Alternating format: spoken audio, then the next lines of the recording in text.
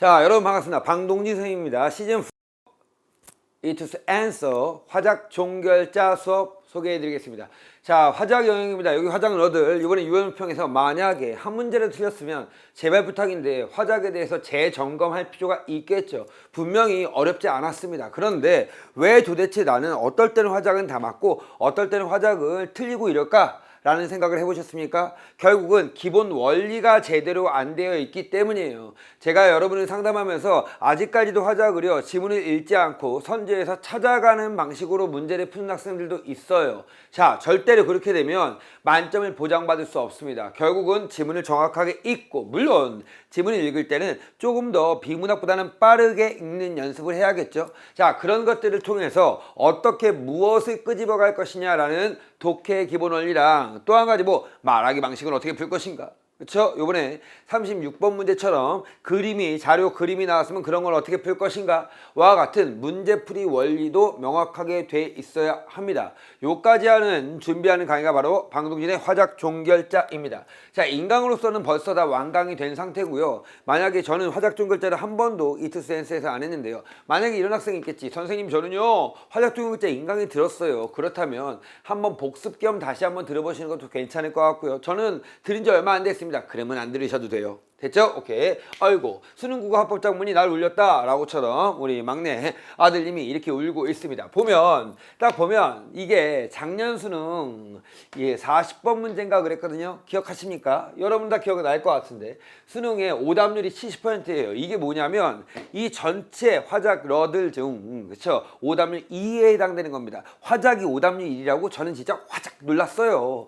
도대체 뭐 때문에 이게 2위일까요? 그 이유는 딱 한 가지예요. 이번에 유형평에서도 많이 여러분이 힘들었겠지만 바로 뭡니까? 선지를 정확하게 끊어서 체크하지 않았기 때문이죠. 이게 이제 포인트인데요. 자, 그래서 저는 이번에 두 가지 관점에서 이 강좌를 생각할 거예요. 3주면 끝나는 강좌고 짧은 강좌이지만 지문을 정확하게 읽는 연습, 그렇죠? 문제풀이 원리는 물론 선지를 어떻게 끊어서 어떤 방식으로 연결시켜서 읽을 것인가와 같은 것까지도 쏙쏙 다 여러분의 머릿속에 넣어드리고 체화할 수 있게 하는 것이 저의 목표입니다. 자, 화작 종결자 강좌 특징이 장점은요. 오케이. 자, 보시면 화법과 작문 전범위입니다. 유닛 1부터 유닛 4까지 요거는 채우려는 나중에 여러분 부록을 하시는 거고요. 화법 영역의 필수 원리 및 실전, 작문, 복합 유형, 그 다음에 12분 모의고사까지 깔끔하게 해결해 드리겠습니다. 자, 우선 화법과 작문의 독해 원리와 문제풀이 원리를 완벽하게 체화하는 것이 1차 목표고요.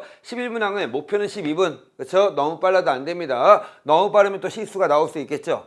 그리고 시험장이 긴장된 상황에서도 화법과 작문을 쉽게 풀 수 있는 것, 이게 저의 약속입니다. 목표야 우리의. 됐어.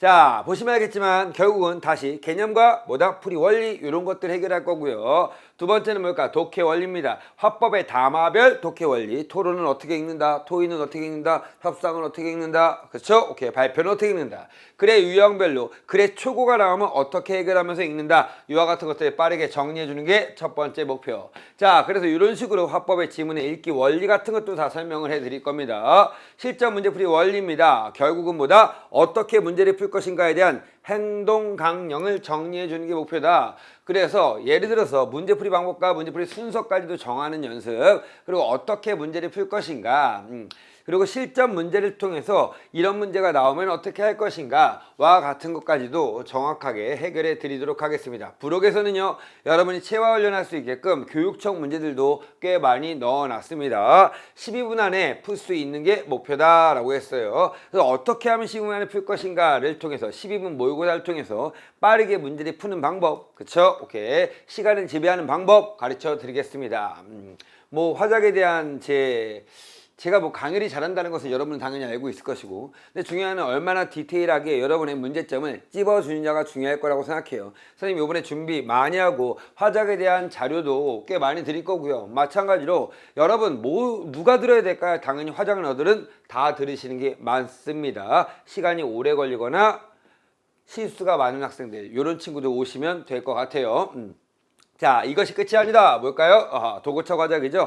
아마 이번에도 도구차고 시리즈는 여러분한테 무료로 제공될 겁니다. 이 무료로 제공되는 것 같고 열심히 체화 연습한다면 구원평에서 반드시 화작은 다 맞을 수 있을 것이다 라고 저는 생각합니다. 됐죠? 오케이. 이렇게 화작, 도구차 화작도 이렇게 개념까지도 다 나와 있다 이 말입니다. 자, 이 강좌가 끝나면 어떻게 될까요? 그렇지. 이렇게 웃게 될 것입니다. 그렇지? 오케이. 자, 화작 종결자 강좌 소개 영상 여기까지 마치고요. 저는 화작 종결자 시간에 멋진 모습으로 찾아뵙겠습니다. 안녕!